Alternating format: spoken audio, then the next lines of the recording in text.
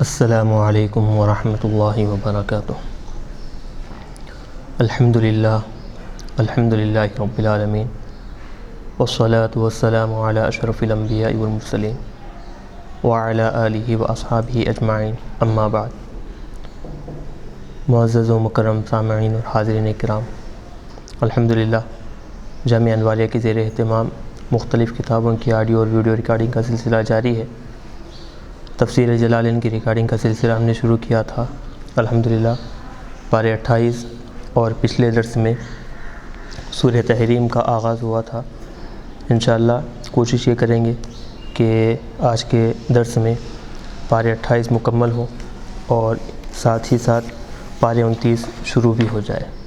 اللہ تبارک و تعالیٰ سے دعا ہے کہ اللہ تبارک و تعالیٰ ہمارے اس عمل کو، ہماری اس کوشش کو کامیاب اور کامران بنائے، اخلاص کے ساتھ اس کام کو جاری رکھنے کی توفیق عطا فرمائے۔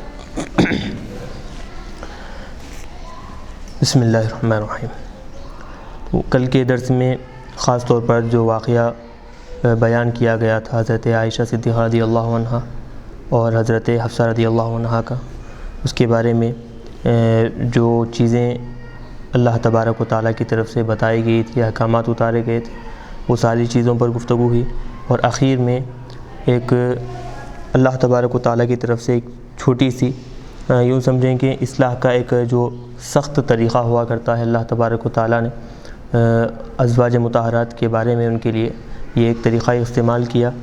اب عمومی طور پر جیسے پچھلے درس کے آخر میں بتایا گیا تھا کہ ہر آدمی کے لیے یہ بات لازم اور ضروری ہے کہ صرف وہ خود اپنے آپ کو دوزخ کی آگ سے نہ بچائے، بلکہ اپنے ساتھ ساتھ اپنے اہل و عیال کو، بیوی بچوں کو بھی دوزخ کے آگ سے بچاتا رہے۔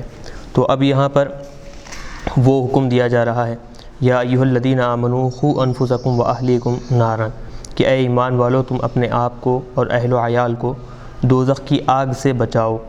کیسے بچائیں؟ بالحمل علی طاعت اللہ تعالی، کہ اہل و عیال کو، بیوی بچوں کو اللہ تبارک و تعالیٰ کی اطاعت کرنے پر ابھار کر، اللہ کی اطاعت و فرما برداری کرنے کا حکم ان کو دے کر، عبادت کرنے پر ان کو آمادہ کر کر، تیار کر کر تم ان کو دوزخ کی آگ سے بچاؤ۔ وقودھا الناس والحجارہ، تو اب بتا رہے ہیں کہ وہ آگ دوزخ کی کیسی ہے؟ دنیاوی آگ کی طرح لکڑیوں سے وہ آگ نہیں جلتی، بلکہ وقودھا الناس، اس آگ کا ایندھن، الناس لوگ ہوں گے، یعنی لوگ جتنے اس آگ میں ڈالے جائیں گے، لوگوں سے مراد بتا رہے ہیں کہ الکفار، کافر جتنے اس آگ میں ڈالے جائیں گے وہ آگ اتنی ہی زیادہ بھڑکتی چلی جائے گی۔ والحجارۃ، اور پتھر سے مراد یہاں پر جیسے بت ہیں، کاصنامہم، ان کافروں کے جو بت ہیں جن کی وہ عبادت کیا کرتے ہیں، وہ یہاں پر مراد ہے۔ تو مطلب یہ کہ دنیاوی آگ کا معاملہ یہ ہوتا ہے کہ دنیاوی آگ بھڑکانے کے لیے ہم لکڑیوں کا استعمال کرتے ہیں، یا پھر دیگر تیل وغیرہ کا استعمال کرتے ہیں، تو اس سے آگ اور بھڑکنے لگتی۔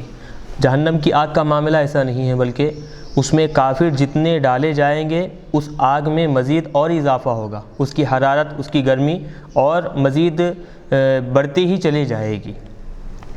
یا منہا، یعنی انہا مفرطۃ الحرارتی، کہ انتہائی آگ کو بھڑکانے والے ہوں گے، وہ پتھر اور وہ کافر آگ کو بھڑکانے والے ہوں گے۔ تتخذ، وہ آگ کیسی ہوگی کہ بھڑکائی ہوئی ہوگی، وہ آگ بھڑکائی ہوئی ہوگی کس سے؟ بما ذکرہ، مذکورہ چیزوں سے، یعنی مذکورہ چیزوں میں آگ بھڑکائی ہوئی ہے کن چیزوں سے؟ وہ انسان اور پتھروں سے۔ مطلب یہ کہ وہ آگ جو جہنم کی ہے وہ بھڑکائی ہوئی ہوگی، اس کا ایندھن کون ہوں گے؟ وہ انسان، یعنی کہ کافر اور پتھر، بت، ان دونوں کے ذریعے سے وہ آگ کو بھڑکائی جائے گی۔ لا کنار الدنیا، دنیاوی آگ کی طرح نہیں، کہ دنیاوی آگ کیا کی جاتی ہے؟ تتخذ بالحطب ونحوہ، لکڑی اور اس کی طرح جو چیزیں ہوتی ہیں اس سے وہ آگ بھڑکائی جاتی ہے۔ لیکن جہنم کی آگ کا معاملہ اس سے تھوڑا سا مختلف ہے، وہ یہ کہ وہاں لکڑیوں کا معاملہ نہیں ہوگا، بلکہ پتھر جتنے، یعنی کہ بت اس میں جتنے ڈالے جائیں گے وہ آگ اور مزید بھڑکتی چلی جائے گی، کافر جتنے اس میں ڈالتے چلے جائیں گے وہ مزید اور بھڑکتی چلے جائے گی۔ آگے بتا رہے ہیں کہ علیہا ملائکۃ، اس آگ پر فرشتوں کو مقرر کیا گیا ہے، فرشتے موجود ہیں۔ خزنتھا یعنی کہ اس آگ کے داروغہ، ذمہ دار اللہ تبارک و تعالیٰ نے فرشتوں کو بنایا ہے۔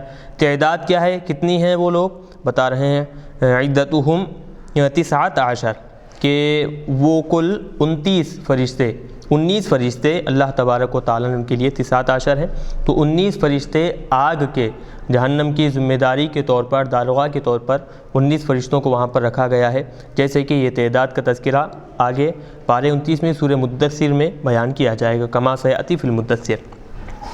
اب بتا رہے ہیں کہ وہ فرشتوں کی حالت کیا ہے، یعنی ان کے طور طریقے کیسے ہیں، کیا ہے ان کا رہن سہن، بتا رہے ہیں کہ غلاظ، ایسے فرشتوں کو جہنم کے ذمہ دار بنایا گیا ہے کہ غلاظ وہ انتہائی سخت دل ہے، من غلظ القلب، انتہائی سخت دل ہے کہ ان کے دل میں ذرا برابر بھی نرمی نہیں ہے کہ جہنمیوں کو جلتے ہوئے دیکھ کر ان پر شفقت کرتے ہوئے جہنم سے نکال لیں، ایسا ان کے بارے میں ہرگز تصور نہیں کیا جا سکتا۔ انتہائی سخت دل ہے کہ وہ جہنمیوں کو گھسیٹتے جائیں گے، جہنم میں ڈھکیلتے چلے جائیں گے، ڈالتے چلے جائیں گے۔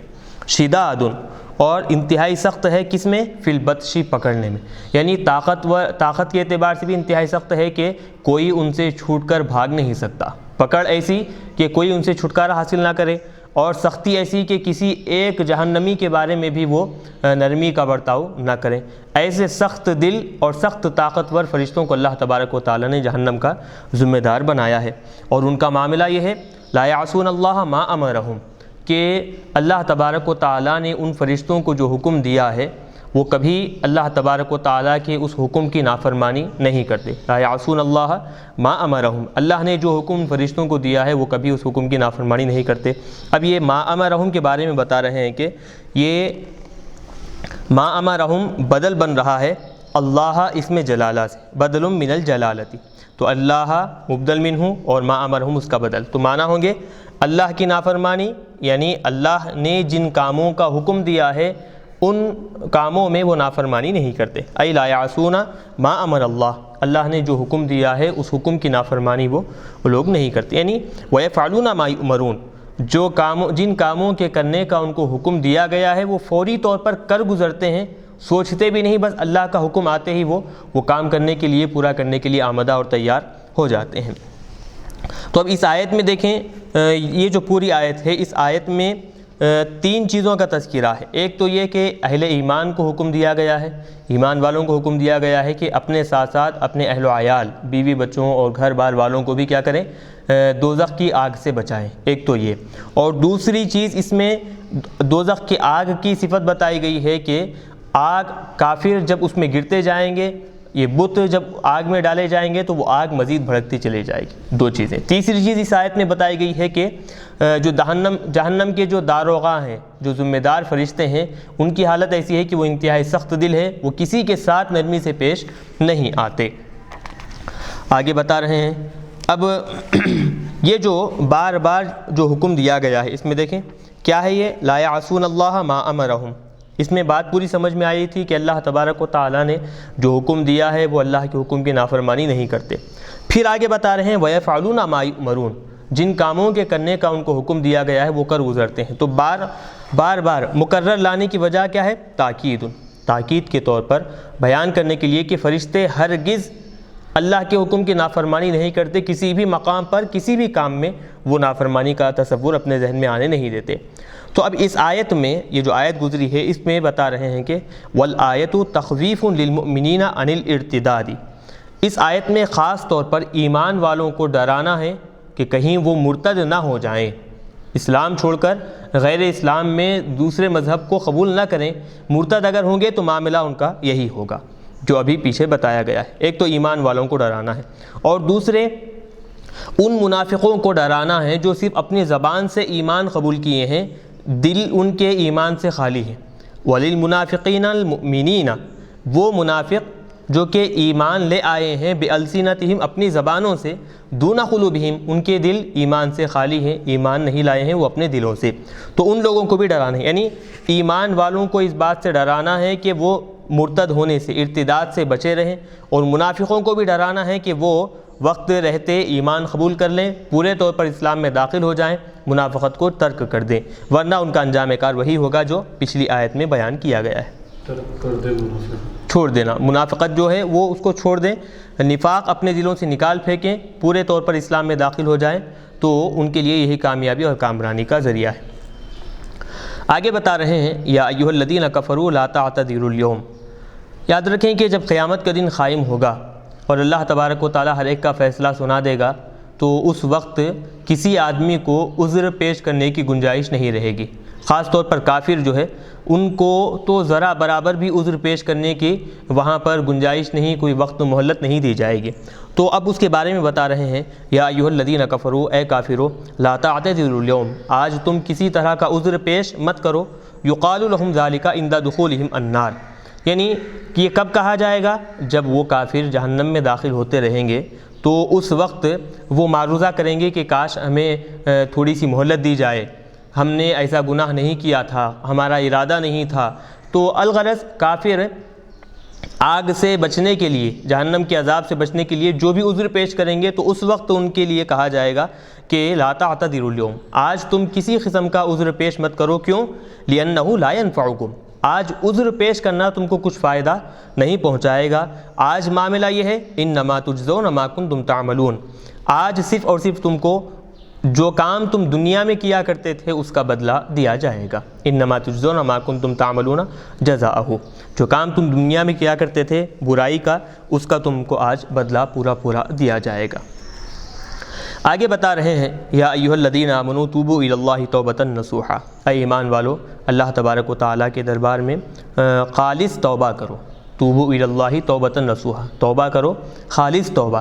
تو اب یہ خالص توبہ کیا ہے، اور خاص طور پر جو لفظ استعمال کیا گیا ہے توبۃ نصوح، صاحب جلالین اس کے بارے میں خود بتا رہے ہیں کہ توبۃ نصوح کہتے کسے ہیں۔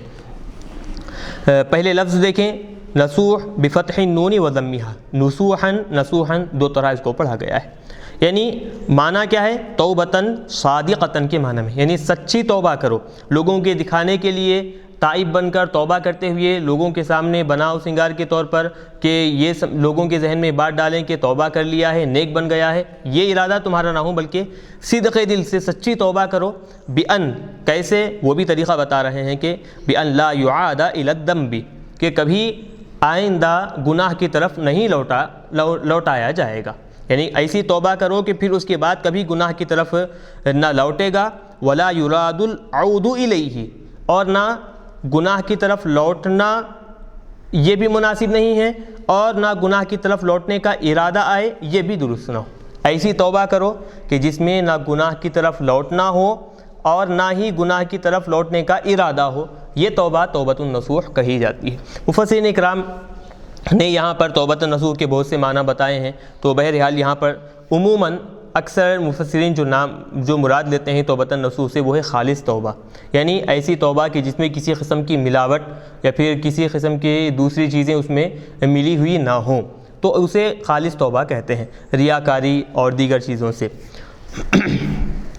تو ایمان والوں کو حکم دیا جا رہا ہے کہ تم ایسی توبہ کرو کہ جس میں کسی قسم کی ملاوٹ اور پھر کسی قسم کا دکھاوا اور ریاکاری نہ ہو۔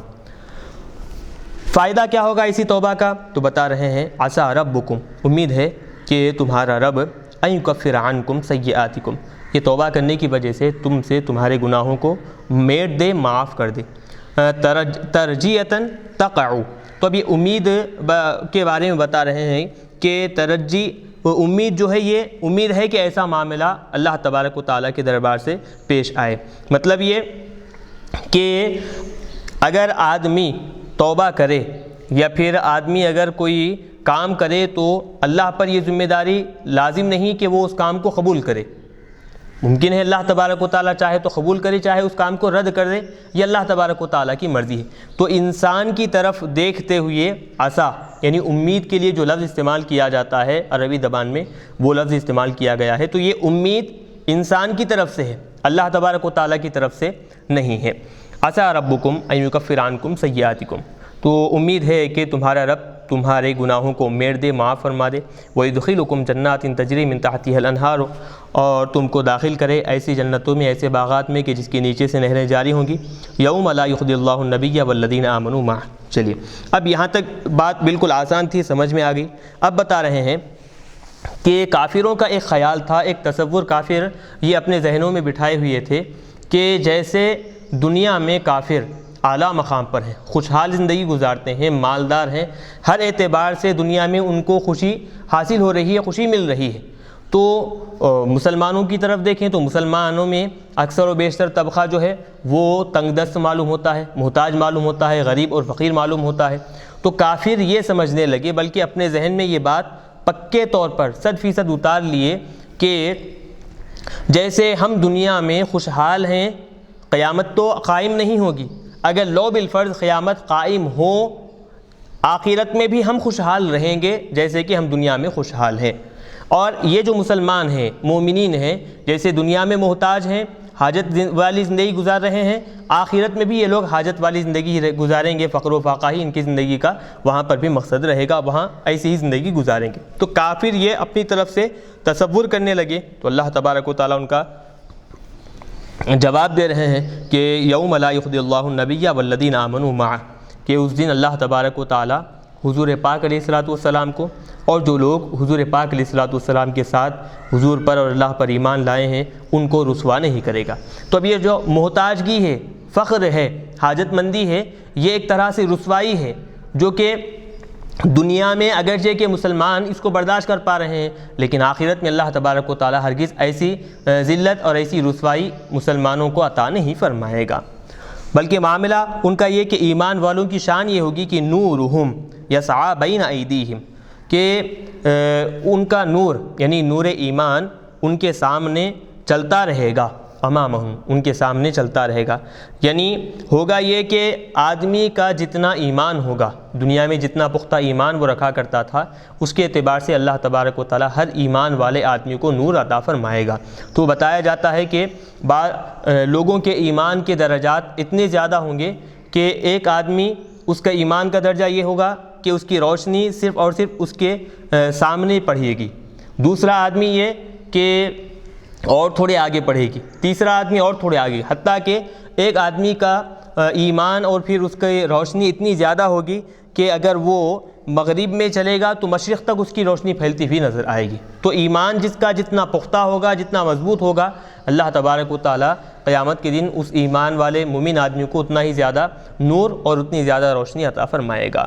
تو اس یہ معافی چاہتا ہوں، اب یہ یعنی کس کا ایمان زیادہ پختہ ہے، زیادہ مضبوط ہے، تو اس کی پہچان نشانی اللہ رسول نے کیا بتائی ہے؟ اسلاف میں صحابہ اولیاء اللہ کیا فرماتے ہیں اس بارے میں؟ قرآن اور حدیث پر جتنا ہو سکے کامل طور پر آدمی جو عمل کرتا ہے وہ ایمان کے اعتبار سے انتہائی پختہ ہو جاتا ہے۔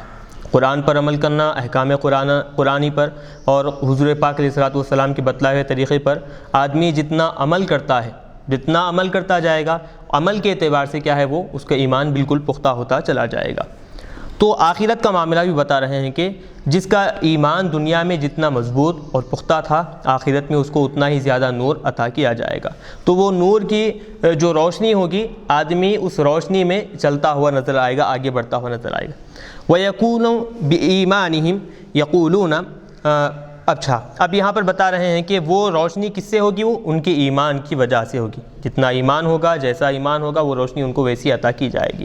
پھر اس کے بعد وہاں پر جب اللہ تبارک و تعالیٰ ہر ایک کو نور تقسیم کر رہا ہے ان کے اپنے ایمان کے اعتبار سے، تو جن کو نور مل گیا ہے، جن کو روشنی مل گئی ہے، وہ لوگ اللہ تبارک و تعالیٰ کے دربار میں اپنی طرف سے دعا کرتے رہیں گے۔ کیا کہیں گے؟ یقولون، یہ یہاں سے جملہ مستانفہ ہے، وہ کہتے رہیں گے کہ ربنا اتمم لنا نورنا، اے ہمارے لیے ہمارے نور کو مکمل فرما، یعنی کامل، اے ہمارے رب ہے، اے ہمارے رب، ربنا اتمم لنا نورنا، اے ہمارے رب ہمارے لیے تو ہمارے نور کو مکمل فرما، کب تک؟ الی الجنتی، جنت تک جب ہم پہنچ جائیں اس وقت، یعنی مطلب یہ کہ وہ درخواست کرتے رہیں گے، دعا مانگتے رہیں گے کہ باری تعالیٰ جو نور ایمان ہمیں عطا کیا گیا ہے، جس کی روشنی میں ہم چل رہے ہیں، آگے بڑھ رہے ہیں، وہ ہمیں اتنا عطا فرما کہ ہم اس کے ذریعے سے جنت تک پہنچ جائیں۔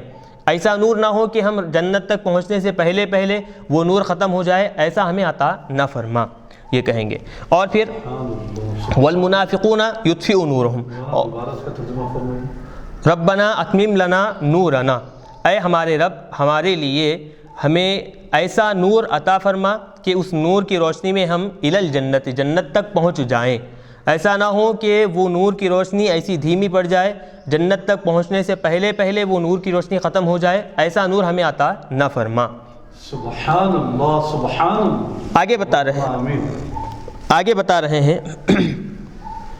یہ تو ایمان والوں کے بارے میں نور ایمان جتنا ہوگا ان کی روشنی اتنی عطا کی جائے گی۔ اب منافقین کا معاملہ یہ کہ منافقین دنیا میں بھی دو طرح کی زندگی گزارا کرتے تھے، ظاہراً وہ ایمان کو ظاہر کیا کرتے تھے اور باطنی طور پر وہ ایمان کے خلاف میں تھے، اسلام کے خلاف میں کام کیا کرتے تھے۔ تو اب جیسے وہ دو طرح کے کام کیا کرتے تھے، وہاں پر اللہ تبارک و تعالیٰ بھی ان کے لیے دو طرح کے نتیجے رکھے گا۔ وہ کیسے؟ وہ ایسے جیسے اس سے پہلے بھی غالباً پچھلے پارے 27 میں منافقوں کے اس طریقے کو ہی بتایا گیا ہے کہ وہ منافق ایمان والوں کے پاس آئیں گے اور کہیں گے کہ بھائی تمہارے پاس تو بہت زیادہ روشنی ہے، اندھیرے میں تم بہت اچھی طرح چل رہے ہو، ہم بھی تمہارے ساتھ چلتے ہیں، تمہاری روشنی میں ہم بھی چلتے چلے جائیں گے، روشنی تمہاری ہی ہوگی لیکن میں تمہارے ساتھ چلتا رہوں گا۔ تو وہ ایمان والا آدمی کہے گا کہ فلاں مقام پر اللہ تبارک و تعالیٰ روشنی عطا کر رہا ہے، تم بھی جاؤ وہ روشنی لے کر آ جاؤ۔ تو منافق اب وہاں پر روشنی حاصل کرنے کے لیے جائے گا، جیسے ہی وہاں پر پہنچے گا تو وہاں ایمان والے اور منافق کے درمیان آڑ بنا دیں گے، درمیان میں حائل ہو جائے گی، پھر اب وہ وہیں پر وہ تاریکی میں وہاں پر رہے گا۔ یعنی مطلب یہ کہ منافق کو کسی بھی طرح کی روشنی عطا نہیں کی جائے گی۔ اگر لو بالفرض کچھ روشنی مل بھی جائے تو ہوگا کیا؟ ان کا مذاق اڑانے کے لیے، ان سے گناہوں کی سزا میں مزید اضافہ کرنے کے لیے اس طرح ان کے ساتھ کھیل کھیلا جائے گا۔ والمنافقون یطفئوا نورہم، اب بتا رہے ہیں کہ منافقوں کا معاملہ جو ہے کہ یطفئوا نورہم، ان کے نور کو کیا ہے؟ بجھا دیا جائے گا۔ کیوں؟ کیونکہ وہ نور ایمان ہے اور منافقوں کے پاس ایمان نام کی کوئی چیز نہیں ہے، تو لہٰذا ان کو نور بھی عطا نہیں کیا جائے گا بلکہ ان کے نور کو بجھا دیا جائے گا۔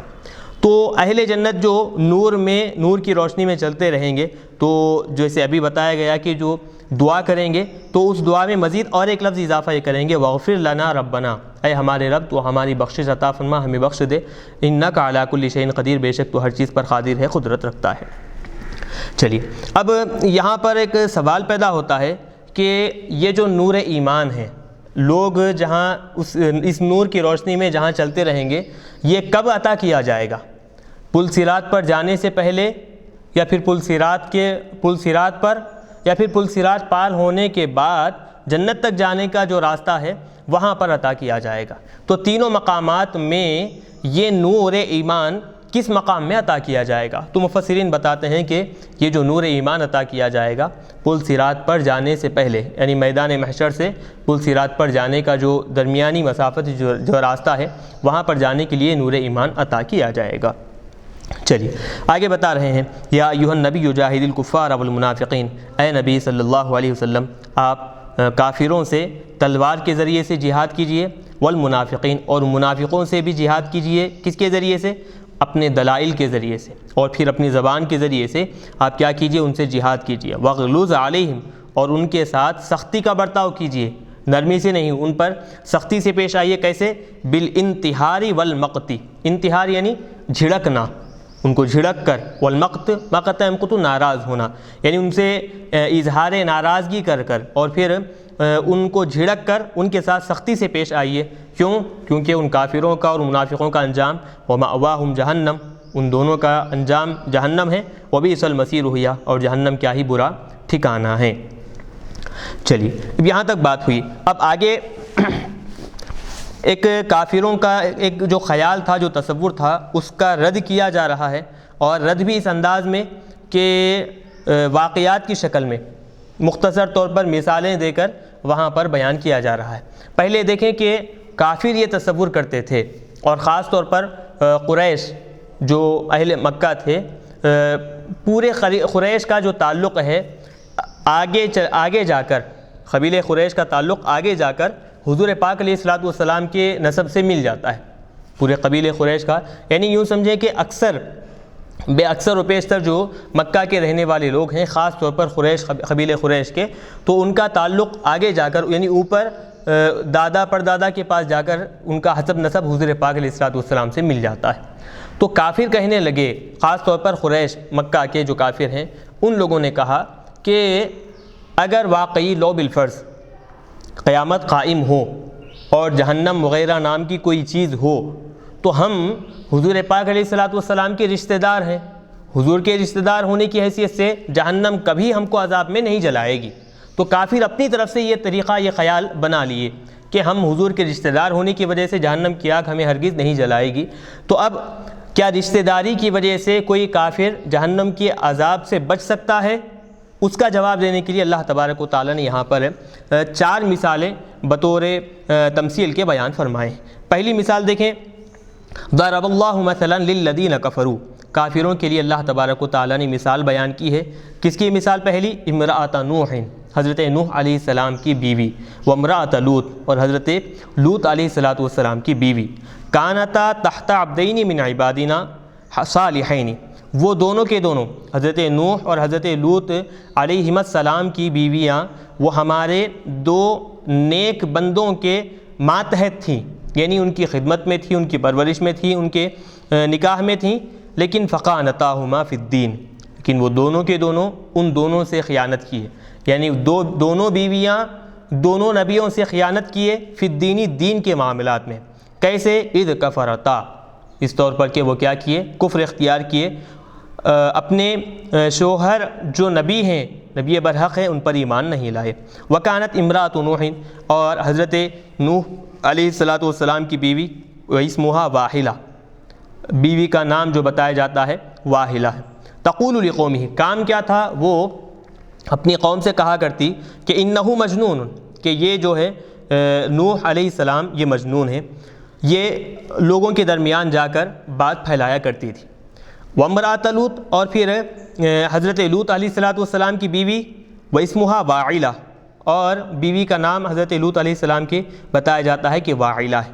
تدل علی اضیافہ اذا نزلوا به لیلا بایقاد النہار ونہارا بالتدخین، تو چونکہ حضرت لوط علیہ السلام کے زمانے میں انتہائی برا عمل جو کہ ہم جنس پرستی کا تھا، تو ان کے درمیان بہت رائج ہو چکا تھا، قوم اس گناہ میں بہت زیادہ مرتکب ہو چکی تھی، تو کوئی بھی آدمی آتا تو اس کو اس گناہ میں وہ لوگ شامل کر لیتے تھے۔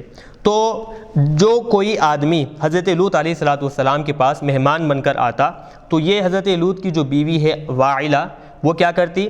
وہ دشمنوں کو، یعنی وہ جو سرکش لوگ ہیں، بدکاری میں جو مبتلا ہیں، ان کو دلالت کرتی، ان کو بتاتی، خبر پہنچاتی۔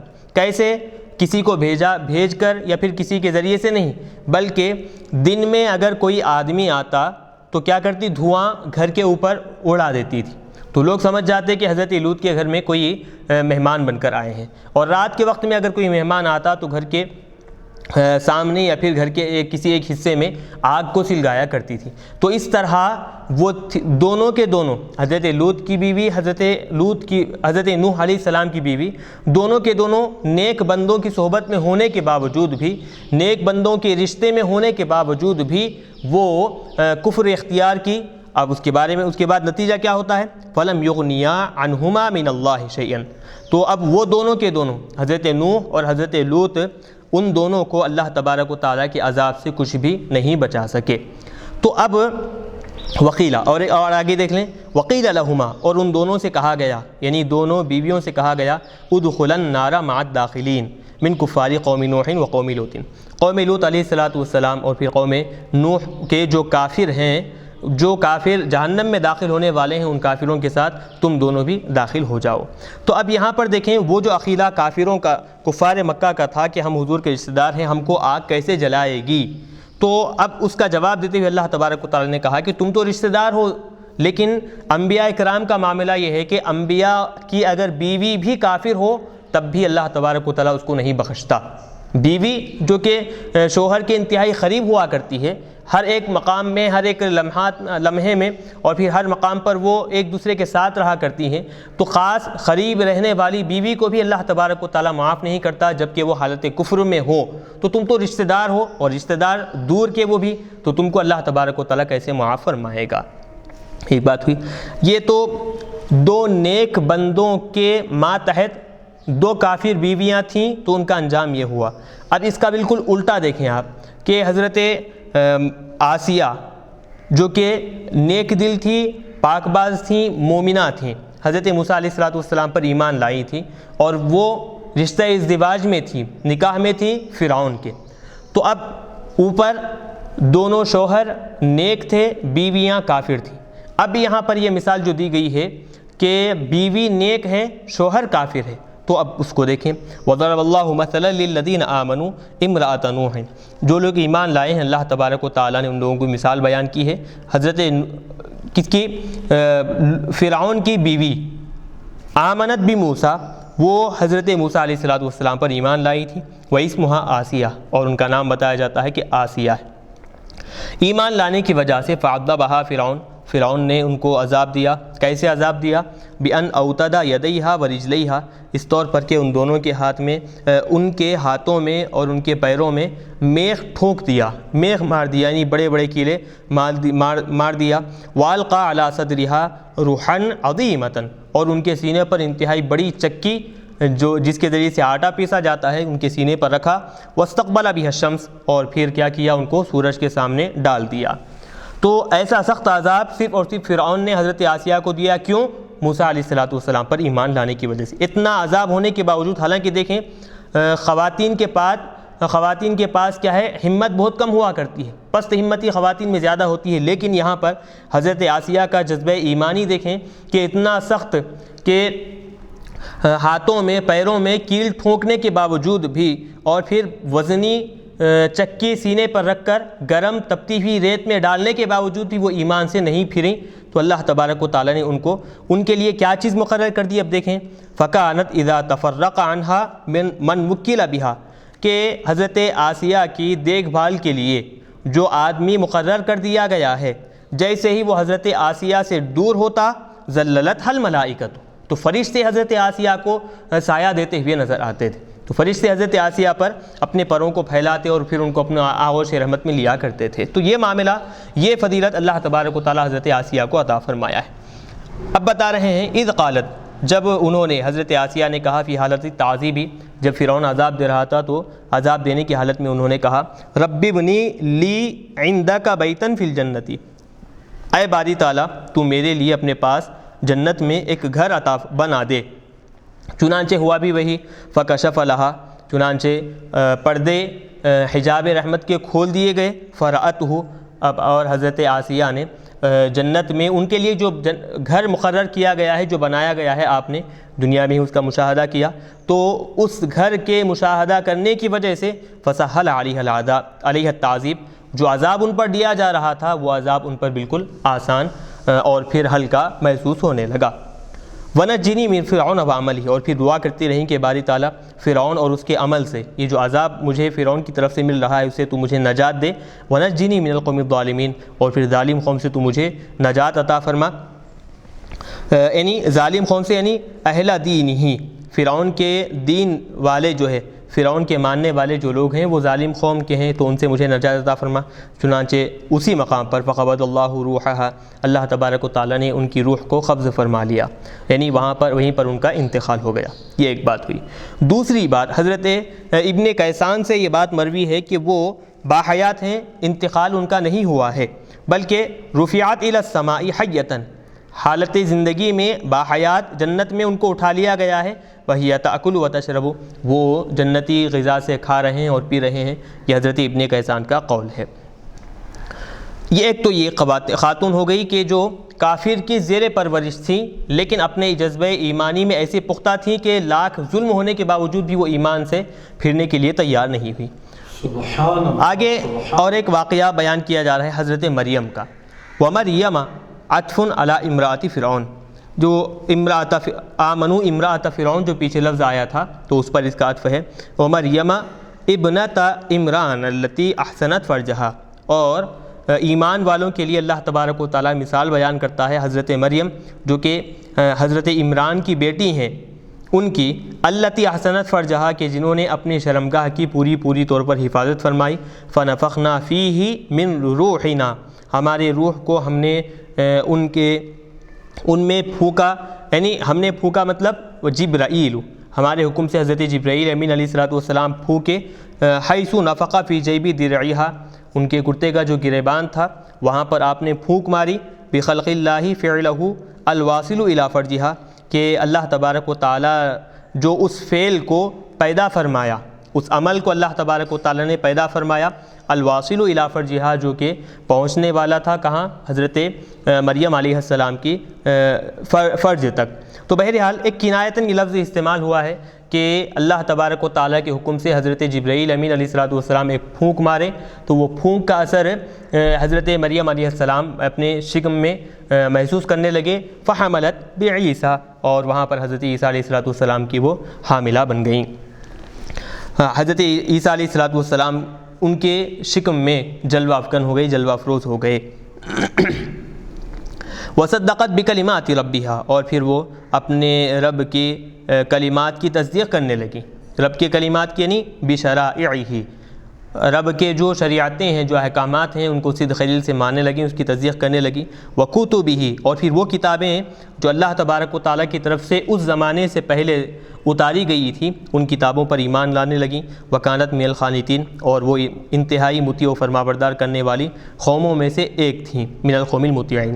تو بہرحال اب یہاں پر دیکھیں، کافروں کو یہ مثال دی گئی ہے کہ ایمان والے لوگوں کے رشتہ داری کی وجہ سے، اگر کوئی رشتہ دار ایمان والا ہے تو اس کی وجہ سے کافروں کی بخشش ہرگز نہیں ہوگی، جیسے کہ اوپر مثال بیان کی گئی ہے کہ حضرت نوح کی بیوی کافر تھی، اگرچہ رشتے میں موجود تھی، لیکن پھر بھی اس کو آگ سے نہیں بچایا جا سکا۔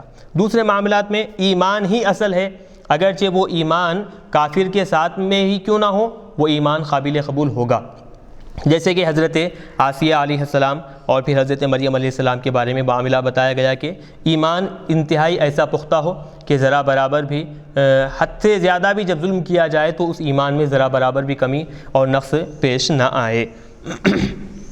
الحمدللہ اب یہاں پر یہ سورہ تحریم مکمل ہوا، پارہ 28 مکمل ہوا۔